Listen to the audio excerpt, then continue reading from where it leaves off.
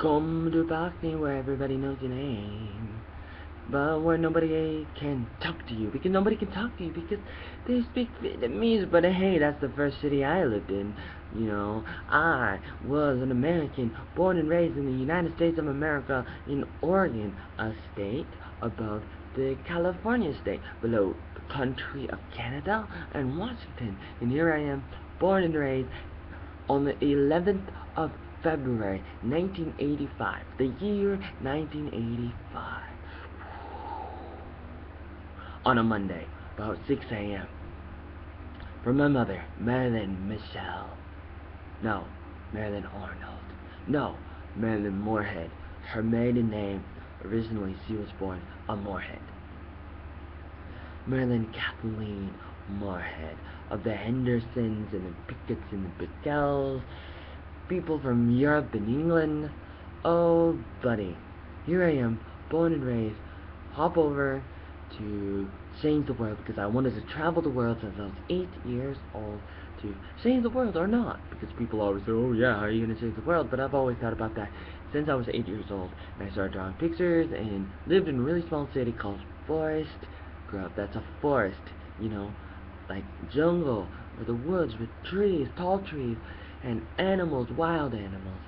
They breathe, and they have 4 legs, and like cats and dogs and bears and tigers and bears and lions and tigers and bears don't know. That's what they say, and I say, oh man, it's scary. So I'm not talking about a forest or the woods or the jungle in the tropical rainforest like the Amazon or the Congo. The Amazon rainforest is in like near Brazil, the country Brazil, in the continent South America. And the Congo jungle is like in the country Congo, in the center of the continent Africa. Did I say Congo is a country, not a continent? And they got trees and animals and crazy things, but in this city, not forest, but in the city that I was born and raised in, it was nice, because nearby you got buffalo, which I didn't really know we had a buffalo until like a few years ago, and I was riding my bike, or even just like a year or two ago, and I was riding my bike to the Tilly Bible Service, and I saw a farm, and they said buffalo, and I looked at it and saw buffalo, and I was like, man, Forest Grove has buffalo. Or right outside the city of Forest Grove, out in the country area, in the fields and the meadows, they have buffalo. I thought buffaloes were in Montana, were extinct, because they ate all the buffaloes and Indians. Native Americans. Did I say that he ate Americans? Native Americans? I don't know. They were there first. Here first. There first. I'm not there anymore. I'm in Vietnam right now. May never come back. That's okay. I was born in a nice, peaceful city, so I think I prefer small cities. So here I was, born and raised in a small city called Forest Grove, Oregon, the United States of America. That's USA. USA. Give it a break. So I'm kind of used to it, and I'm like, I live about an hour from the big city, Portland. That's PDX 49. Portland, about 2 million people in Portland, or in the metro area, like in the surrounding cities too. And I like Portland too, and I've lived there for 4 years, but I think smaller cities are better in a way, even though bigger cities I prefer. Like right now I live in the biggest city of Vietnam, in the Ho Chi Minh City. That's Saigon. Used to be called Saigon until about 1975, at the end of that Civil War, the Vietnam Civil War. Then they changed the name to Ho Chi Minh City. So the city used to be called Saigon of Vietnam. Now it's called the Ho Chi Minh City, ACM, or ACMC. Biggest city, and I prefer being here because there's more opportunities and things to do and people to meet and places to go, people to meet, all those kinds of things. But if you want something more quiet and peaceful, you go to Forest Grove, my city, or another small city, or the first city I lived in when I came to Vietnam. I came to teach English because I wanted to travel the world since I was 8. And then I started looking and thinking about teaching English for the past few years. So I wanted to travel the world since I was 8, And then I found a school that contacted me. They emailed me back and they said come, so I came. And they just so happened to be in Vietnam, in Bac NInh. And that is the place I am reviewing right now, is Bac NInh. So Bac NInh is nice, where everybody knows your name, like the TV show Cheers, where everybody knows your name. And you go and you drink on that television show, the TV show. But I'm not really talking about the TV show. I'm talking about Bac NInh. I was there to teach English, but I was only there for 5 days, and they didn't like my English. They didn't think I was really that good. Or it was just the director, and he interviewed me. And well, he actually just saw my class, and he observed my class, but the students was him. And I thought there'd be other people too, but there was no kids, no students, just him. So he was a student and the observer at the same time. So I was a tutor. I was acting like a tutor, and was not going to pretend that I had a bunch of students in my class and try to pretend that I needed to teach the whole entire class English. So I just taught him because he was the only one there, and I was not going to pretend. And then he emailed me the next day and said, "You were just a tutor." Of course I was just a tutor. He was the only one there. You know what I'm saying? He was the only one there. He said, "You're just a tutor, you don't know how to teach English, and you're really bad at English." And he used Google Translate to translate that message to email me to fire me over email, since he's really bad at English.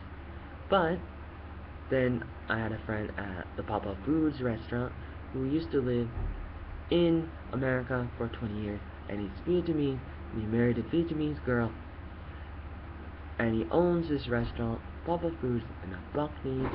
Really good food there. I recommend it. Go there. And he let me sleep on the floor with other Vietnamese men, guys, about 20 years old or so, who worked there. And I was working there a little, helping them, washing the dishes, mopping the floors, sweeping the floors, doing whatever they want me to do. And then on the side, going on my laptop, trying to find work, teaching English somewhere in Bac NInh or Hanoi. And I would teach there his daughter a little bit of English. She was about 4 years old. And other people too, a little bit here and there, because I arrived in Vietnam on a Thursday, the 29th of November, 2012, the year 2012, the 11th month, that is November, the month of November. On one of the last days, the 29th, on the day of the week was Thursday. Go there, arrive, nobody was there to pick me up, even though he said he would pick me up, the director of the New Star International Center in Bac NInh. He did not pick me up. Well, he said he did, but he was early, because I said my plane was arriving at 12, I think, 12 noon, but he was not there. He was there, but he said that he waited, and then he decided to stop waiting, and then he left. And I didn't realize, and I should have told him, well, my plane is landing, but then I'm not going to get out at 12, so you have to wait maybe a half an hour or so. And then I told him that later, but he didn't really understand, and I don't know. But then he fired me after 5 days of work, and he never paid me, and he let me stay at the hotel for 5 days and paid for the hotel. I was able to stay at a hotel in Bac NInh, and that was fun. And they paid, but then they stopped paying, and I couldn't stay any longer. I didn't have enough money for to go back to America or to stay in the hotel longer, but then they let me stay at the restaurant, Bac NInh, and I was looking for work and teaching English here and there for free, and getting free food because I was working for them, and a free place to stay, to sleep on the floor at the restaurant. And so it was a really interesting city, a nice small city, which is like 1 million people, I think. They said in Wikipedia.org, a website, Wikipedia said that there's about 1 million people living in the small city town of Bac NInh, which is about 20 kilometers from Hanoi, the capital city of Vietnam. And I had a good time. And at night, almost every single night, when we were done with working and we're closing the restaurant at around 11 p.m., give or take a few minutes or hours. When we were closing the restaurant each night at about 11 p.m., we would get some food, some snacks that they'd probably throw away in the morning because nobody else ate them, because they cooked some like bakery food, almost like donuts or bread or something in the middle of those two things. And we would get some of that, and it was like bread, but then really tasty in the middle, like some kind of sweet, something sweet in the middle, and it was really good, really interesting, and I really liked it, and I really missed those days where they would try to teach me some Vietnamese, they would make me say to girls, anh you em, and they say to me, em you anh, except they never say em you I back. I just say anh you em, I love you to a girl. The guy is I, and the girl is em. Or it doesn't have to be a girl, maybe, but usually it is a girl is em. I, you, em. Em, you, I.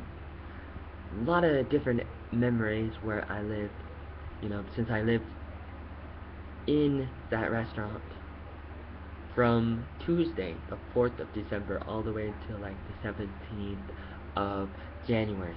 So I lived there about 2 months. Then I went to Hanoi, taught English to different college students and people like that for about 2 weeks in Hanoi, and then at a museum for 5 days in Wabin, and then at somebody's hometown, and then also at a school one day. And I was at the hometown for about a week until the 10th of February, Sunday.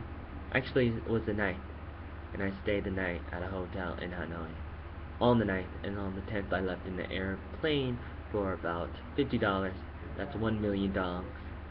Went to Saigon, and I've been in Saigon since February. Right now it's the 17th of September. I'm still in Saigon, Ho Chi Minh City. I'm still here, alive. But it all started in a small town called Bac NInh, the first city I lived in Vietnam, or in any other country besides America, was Bac NInh. And I will never forget it. It was almost as peaceful and as nice as Dalat. I was there for about a week in Dalat in June, the month of June. That's the 6th month of the year 2013. In Dalat, they had like zebras and horses and stuff for the tourist people. Most of the tourist people were Vietnamese people, I think, or just, I can't tell the difference. Because, if I had to find Waldo in a mix of crowd, and where's Waldo? If Waldo was Asian, I wouldn't know where he was. It'd be too hard for me.